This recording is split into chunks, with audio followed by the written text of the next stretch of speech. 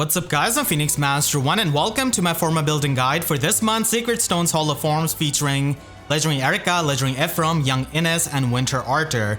We're going to be having 10 new skills added into the Hall of Forms pool, including the very coveted Choose Your Legend 7 skills like Gambit 4, Counter Roar 4, Flare Special, and also Flared Sparrow. And because Cyril is the last added Grail unit, we're going to be having skills up to the Legendary Female Alir banner, so her attack speed pledge 4 is also going to be available in this Hall of Forms.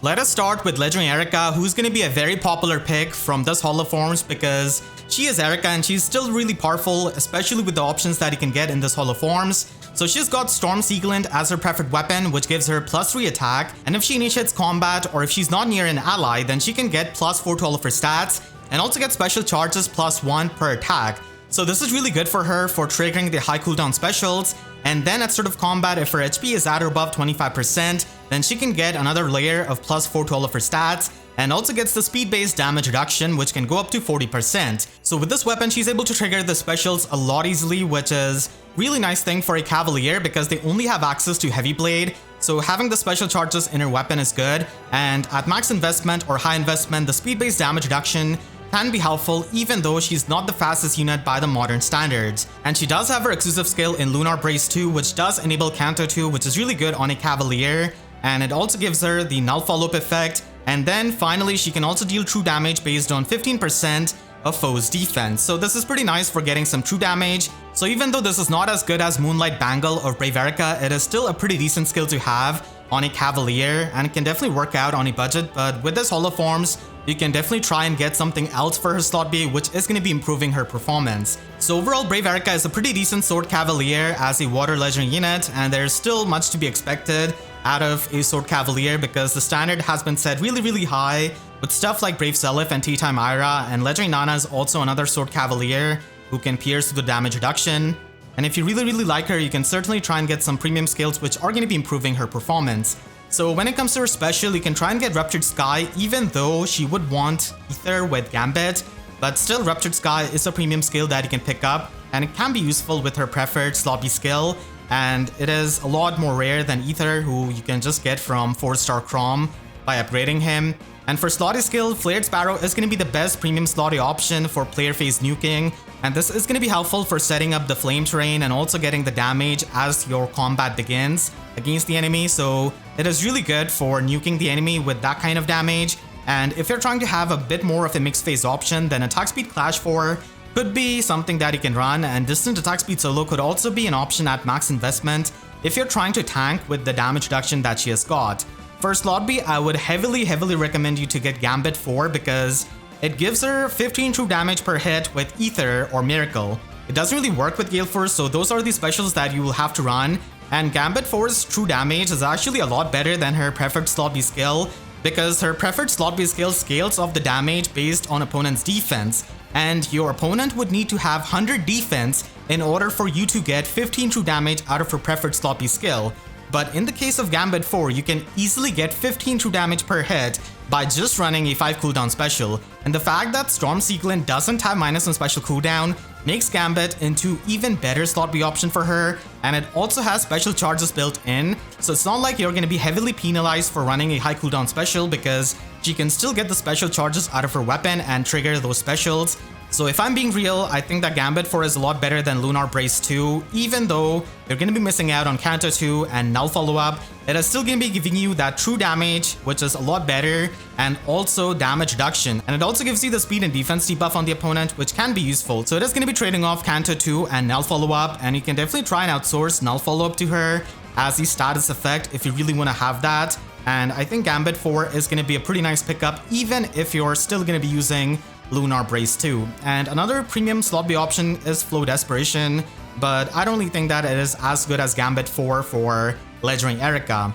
Now, because we're going to be giving up on Canto from her Lunar Brace 2, Alarm Attack Speed is pretty much going to be the best slotsy skill that she can get because not only it provides her with the visible buffs to her attack and speed, and also even extra attack and speed, which is much needed, especially when it comes to speed because she's an older unit. It also gives her Canto 1, which is going to be useful if you're going to be running Gambit. So even though this is not Canto 2 like Lunar Brace, it is still Canto at the end of the day, which is good for retreating. And if you don't really want to run Alarm Attack Speed on her, then Attack Speed Menace or Defense Res Smoke 3 could be an option, especially Defense Res Smoke 3 if you're going to be running her with Lunar Brace 2, because you can just set up Pathfinder for your allies by using Canto 2 and Retreat. So it could be an option, but I really like Alarm Attack Speed here, especially with Gambit. Legendary Ephraim is the second legendary unit in this Hall of Forms, and it makes for the first Hall of Forms where we have got two legendary units. So Legendary Ephraim has got Flame Segment as his preferred lance, which does give him +3 attack, and if he initiates combat or if he's not adjacent to an ally, then he can get +4 attack and defense,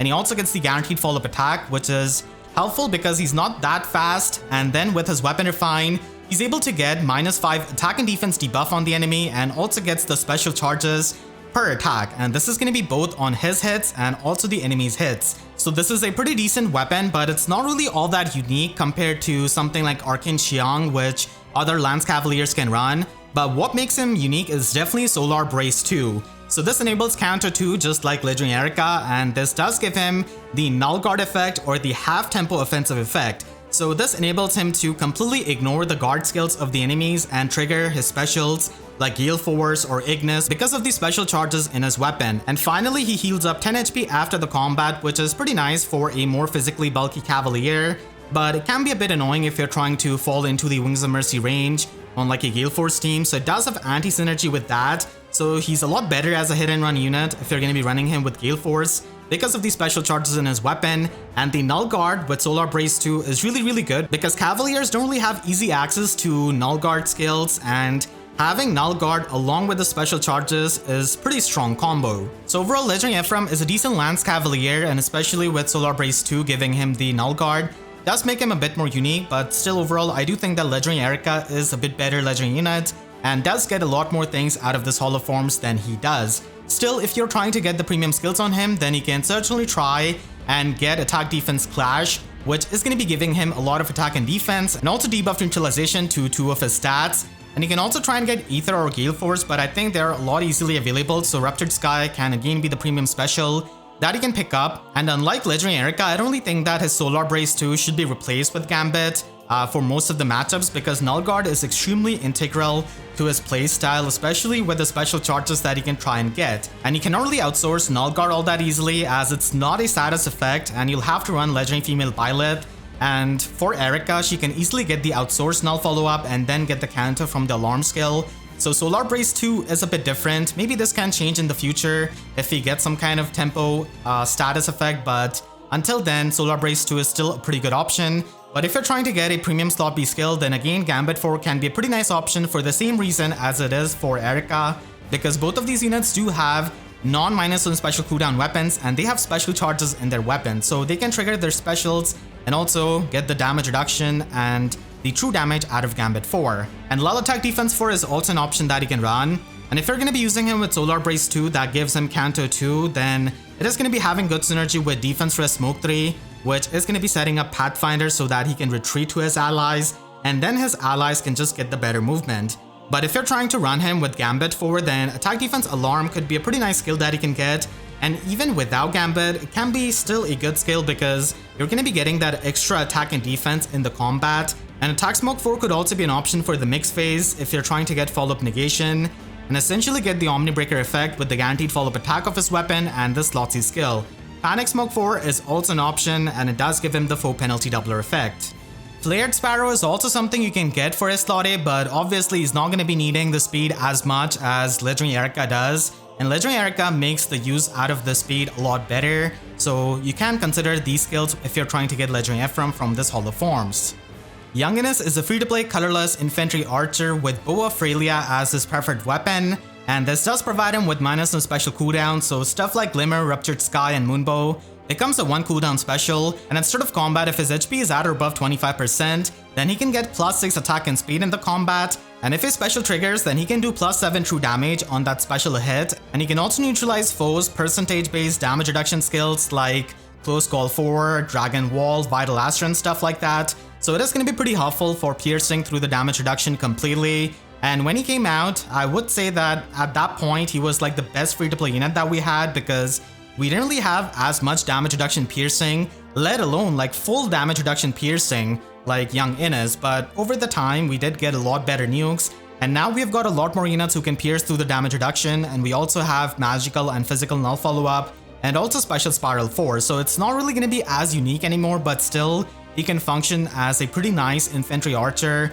at high investment. And he's definitely one of the better Grail units because of having this kind of weapon that not only gives him -1 special cooldown, but also pierces through the damage reduction. And he is going to be getting a weapon refine in February of 2025, so roughly 15 months after this Hall of Forms, he's going to be getting one at the rate we are at with the free-to-play weapon refines. So it is going to be a bit of a refined gamble because he might get the things that you have gotten in the Hall of Forms as is refined. So that is something we always have to watch out for, and it can always end up like Tsubasa. So if you're trying to plus and merge him, then you can definitely try and get his Forma so that he can save 500 grails, and this can also give you the premium skills. And if you've already plus and merged him, and if you use him a lot, and if you want to update him with like the premium skills, then this could be a nice option to do it.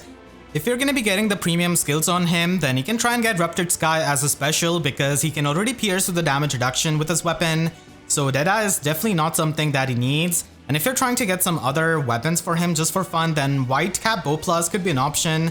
Unfortunately, we don't really have White Wind Bow Plus from Wind Tribe Katria in this Hall of Forms, so that is going to be a weapon that you're not going to be having access to. And when it comes to his slot A skill, you can definitely go with attack speed finish because it is going to be an amazing option as he's going to be triggering specials left, right, and center. So it is going to be giving you that true damage and also the healing, which does have good synergy with the HP threshold of his weapon. So I really like the finish skill on him. It's a really solid universal skill. And if you're trying to get damage reduction on him, then Remote Sparrow could be an option. And if you're going to be running him with a lot of the mages, then attack speed Hexblade could also be an option. When it comes to slot B skill, you can try and run Lull Speed Defense 4 because he already pierces the damage reduction, and it's not really all that hard to outsource null follow-up, especially to an infantry unit with stuff like infantry null follow-up and infantry speed tactic. So he can let go of not running physical null follow-up and get this skill instead so that it can help him get the debuffs on the opponent's speed and defense and also completely neutralize their visible buffs to that. So it can be a good nuking option, and there are definitely other options depending on your usage. So if you really want to power up his follow-up attack and stack up damage reduction with something like Remote Sparrow, then Brash Assault 4 is going to be really good because it does provide him with the damage reflection. And a lot of times in the modern metagame, young Innes is not going to be one-shotting everything, and a lot of times he will have to depend on his follow-up attack so that he can kill the enemy. So this can give him better survival and more power on his follow-up attack, which is really helpful as a nuke. And physical null follow-up could still be an option if you want to have a better matchup against the Scowl Dragons, because they're going to be disarming him from his pre-charged special, and they're probably going to be having guard skill and something like damage reduction. So physical null follow-up can allow you to pierce through that damage reduction, and of course Lucia does disable the specials, so physical null follow-up could be a way of piercing her damage reduction. And finally, Desperation 4 could also be an option if you're going to be using him with Brattle Katria, that can give him the quad attacks and also the teleportation, or if you outsource null follow-up, or if you run Oath Echo skill on him.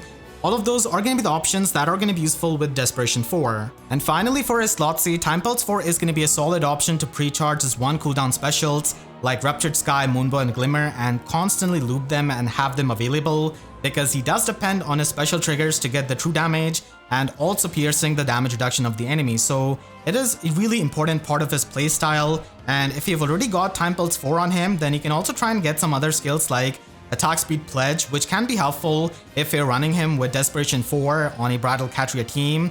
And the special charges status is really good, especially against Hardy Fighter armors where you want to trigger your special on your follow-up attack and not on the first hit. And this is also a really rare skill, so you can try and get this. And Colorless Feud is also going to be an option so that you can ignore stuff like Fallen Maria and Summer Ymir, who do have the miracle effects. And then finally, Attack Speed Oath 4 could also be an option, but it is available through Divine Codes, and we just have other slotsy skills which are a lot harder to get. The final unit for this batch is going to be Winter Artur, who's a armor green mage. So he's pretty much the best armor green mage that we have gotten because we don't really have too many of them, and none of them have a preferred weapon, and Artur right now has the best defensive stat spread. So he does come with Snow Globe Plus, which is also a pretty good weapon, giving him +5 resistance and attack, and it also has attack resistance unity built in. So if you want, you can actually stack it up with attack resistance unity in a slot A and also run him with Legendary Male Robin for the grand strategy and just stack up the unity effect on him But ultimately, he's going to be wanting the Arcane Green Tome that we have just gotten with Realm Sonia. So Arcane Caliburnus is going to be his best weapon. Even though it's not the most defensive weapon, it is still going to be opening up more options for him. And I would only suggest going for Winter Artur if you can actually give him the Arcane weapon, because it is a bit harder for these range armor units to function. Especially nowadays, nukes hit extremely hard. And even though he already has a decent inhittable weapon and far save skill, you can definitely try and get more premium skills on him that can synergize well with Arcane Caliburnus. So again, I would only recommend you to get this build if you're going to be giving him Arcane Caliburnus, because range armor units need that kind of investment, and he is a seasonal unit, so getting merges on him is going to be pretty tough. So if he gets the Arcane Caliburnus, it does improve his performance with the minus in special cooldown, with the guaranteed follow-up attack, and also the special charges enabling Special Spiral 4 on him. So because arcane weapons are not available in Holo forms, you can try and get TK Tower Plus as the alternate option, which is now available in the Holo forms. So it is the weapon of T-Time Tail 2, which is not really even as good as Snow Globe Plus in my opinion, because Unity stacking can be incredibly strong, but still, you can try and get an alternate weapon. And you can also get Fire Flood Boost as a slot A skill, which is really good for providing you with the guard effect, and also extra bulk and power with the attack and resistance and the HP. And you can also get the Unity skills if you're trying to Unity stack on him with something like Legendary Robin, but overall that has gotten a bit weaker now because we do have deploy skills. So Fire Flood Boost is a pretty amazing option. And then because of the special charges that you can get with Arcane Caliburnus, it is pretty easy to set up Special Spiral 4 so that he can retaliate back with armored flows that are going to be piercing through the damage reduction of the enemies. So Spiral 4 can be an amazing option, especially because nowadays we do have nukes that can be annoyingly bulky with their damage reduction. So completely piercing through their damage reduction with Special Spiral 4 and the special charges that he gets from his weapon is really good, while still getting the damage reduction out of Armored Flow against the enemy specials. And Armored Flow is absolutely going to be a must-have skill if you're going to be getting his Forma, because it is going to be giving him the unpierceable 40% damage reduction on the specials of the enemies, and it is also a pretty nice damaging special that he can run, especially with Arcane Caliburnus. And you can also get Special Fighter 4 or Guard 4 for his slot B if you're not going to be running Fire Flood Boost on his slot A. For his slot C, you can try and get the attack variant of a far save skill, even though he already comes with a far save skill, but that is the defense and resistance variant. So if you want to switch up between those skills, then the attack resistance far save could be a pretty nice option, especially with Armored Flow. The next month, it is going to be the turn of Path of Radiance to get a Holo forms, and we don't really have too many units.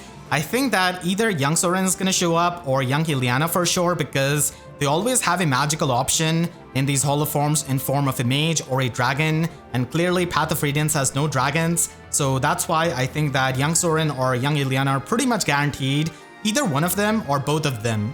And when it comes to Path of Radiance, it does have a lot more red options than it has blue, green, and definitely colorless. And Legendary Ike is going to be a special case who could be an option for even Path of Radiance Holo forms, even though he's from Radiant Dawn.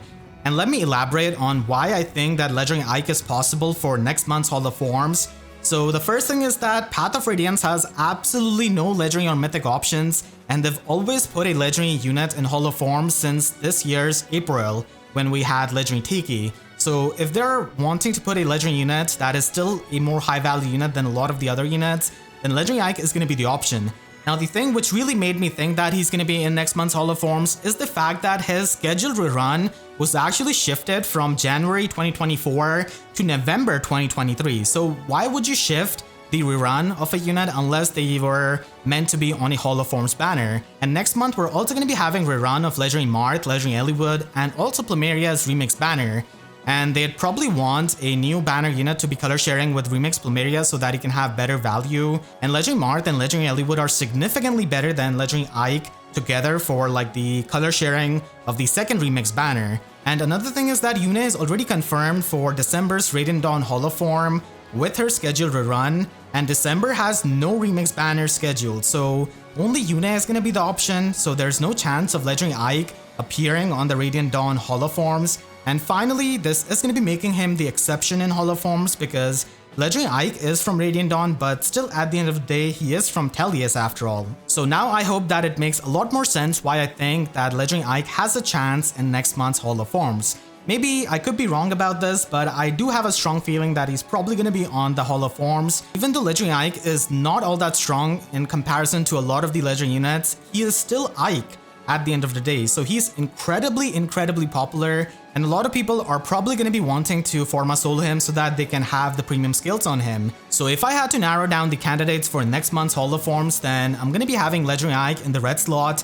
and Petrine could be an option for the blue slot because she is due for a weapon refine in June of 2024, so they can try and refine Gamble with her. And Winter Black Knight is actually a really popular option, which I think they can do, because the fastest unit that they've put in Hall of Forms is Young Minerva after 298 days of release, while Winter Black Knight, by the time this Hall of Forms is going to be available, is going to be older than that. So he could definitely be an option. And then, like I said before, it is either going to be Young Soren or Young Ileana showing up.